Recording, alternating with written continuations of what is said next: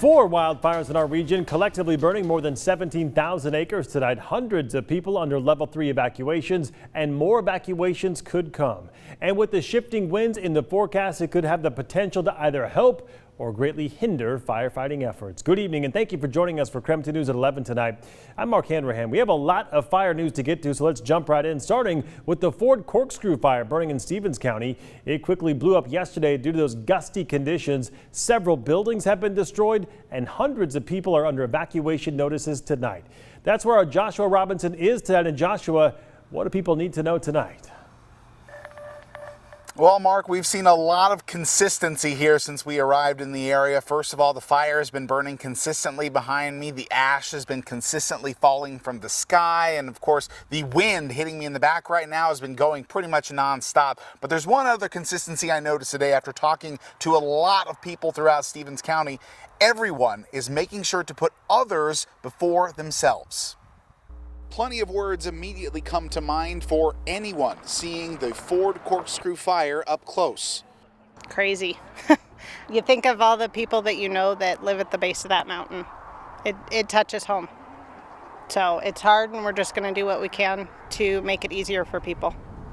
Amanda Steller has heard hundreds of stories today from people just looking for help. Stories that seem to change every minute as evacuation levels are changing just as fast. Since the first embers sparked up, levels 1, 2, and 3 evacuations have kept the people of Ford and the surrounding towns on their feet and on their heels. But everyone's top priority at the base of Bald Mountain has been to take care of each other first. This morning I was doing entries for our fair when I got the phone call to be here. So, and those are animals that I was just signing up to be at our fair in a couple of weeks. And I've seen most of these kids since they were little. So it's hard because they're family.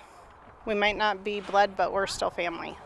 As smoke continues to blanket the sky, a group of volunteers outside of the Double Eagle Pawn Shop in Deer Park tell me they're ready to help anyone who needs it at a moment's notice. Whatever you need, they say they want to help you get it as fast as possible. And Steller has a similar offer for anyone with animals or livestock nearby looking for a safe place to stash them with the ever-shifting evacuation changes.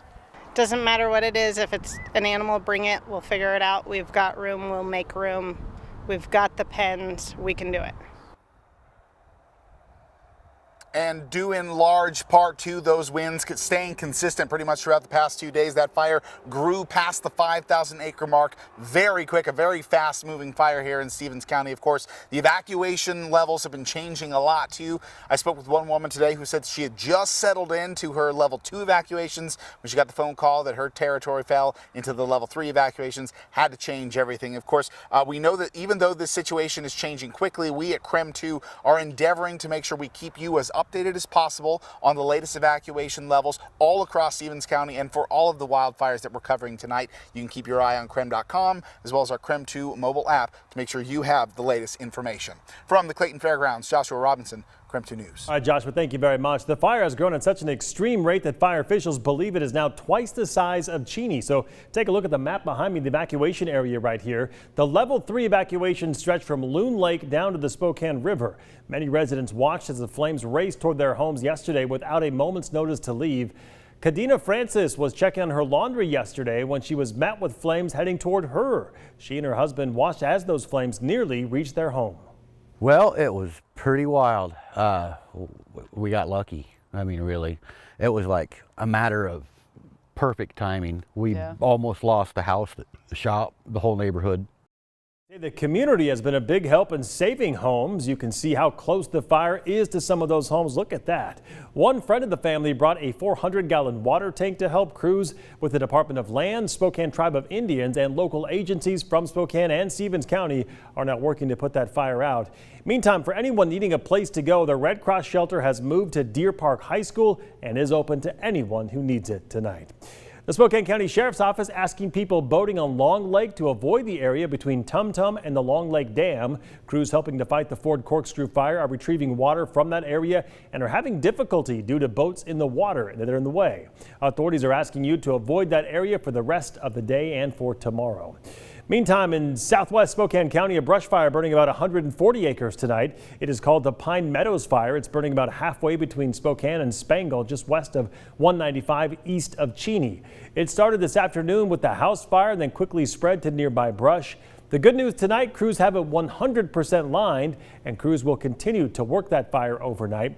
They say 7 miscellaneous buildings were lost, which are described as being anything from garden sheds to fences. Level 3 evacuations still remain in place tonight. Another fire that was started just yesterday is the 25-mile fire burning northwest of Chelan.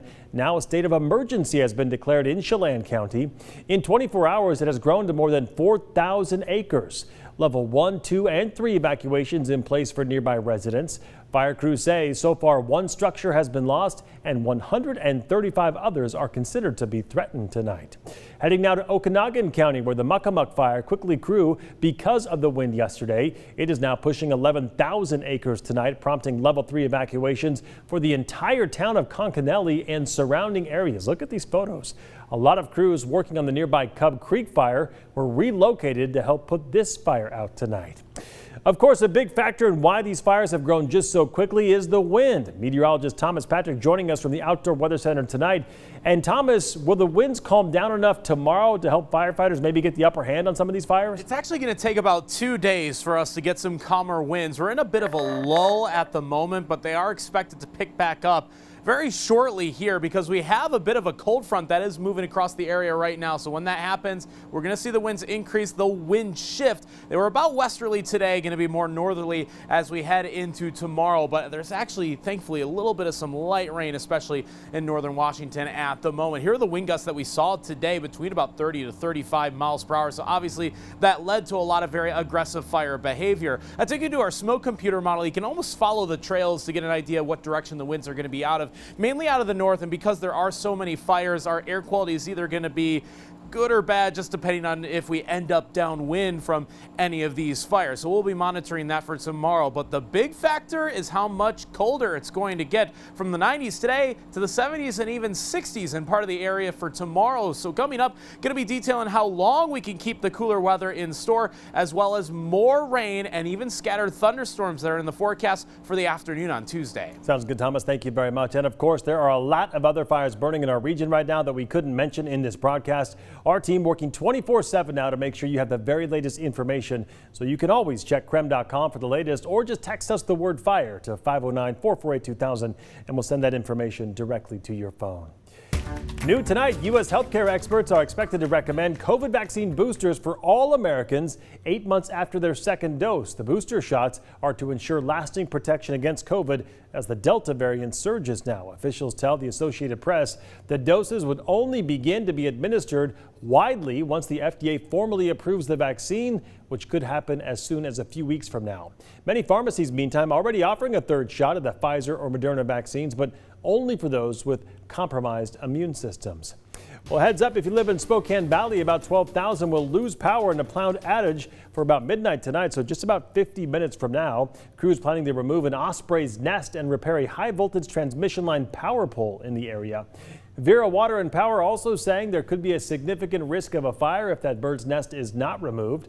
The company said the nest is empty, meaning no chicks are in it. However, an osprey has returned a few times, they say, so they are planning to take it down later tonight. Today, the city of Spokane got one step closer to fluoridating its drinking water. Last fall, City Council accepted a $4 million grant from a dental health nonprofit to begin adding fluoride. But before they actually decide to go through with fluoridation, local leaders wanted to conduct a study to figure out the best way to implement it. Originally, the contract for the grant said if the city doesn't go through with it, they have to pay all that money back. But today, City Council amended that contract. Now they can spend up to $600,000 on that feasibility study and not have to pay it back, even if they don't end up fluoridating the water. So the next step, putting out a request for proposals from engineering firms to conduct that study. We'll keep you posted on that one. The recent primary election in Washington will be certified tomorrow. However, in Spokane County, there are 2 races that are still too close to officially call. In the race for Spokane City Council, 1st District, that's Northeast Spokane, Conservative candidate Jonathan Bingle will safely move on to the November general election, but the two progressive candidates remain neck and neck. After all the ballots were counted, only 4 votes separated Luke Jasmine III from Nagmana Shirazi, and by state law, that is so close that a total recount by hand is now required. That's expected to take about a week. Only one of those 2 candidates will then move on to face Bingle in the general election. It is a similar story in the town of Rockford, where 3 candidates are separated by only a few votes. That election, too, will have a hand recount. Well, the body of a hiker who went missing in the North Cascades nearly 2 years ago was found over the weekend by a private search and rescue group. Rachel Lackadac of Moses Lake went missing back in October of 2019 after telling her family that she planned to hike the Hidden Lake Trail to a lookout cabin and spend the night. She was 28 at the time. During the initial search for Lackadac, her vehicle was found at the trailhead. However, search crews reported that it did not appear that she'd ever made it to that lookout tower. Pig Out in the Park officially canceled again this year. The popular event was canceled due to recent dramatic increases in the COVID cases in our area. The event is now rescheduled for August 31st of 2022. All right, still ahead tonight, a deadly early morning apartment fire has turned into a homicide investigation. What we know about the case, plus one woman's actions that saved a family. I stand squarely behind my decision. Plus the latest on the crisis in Afghanistan after chaos unfolded in Kabul's airport. More after the break.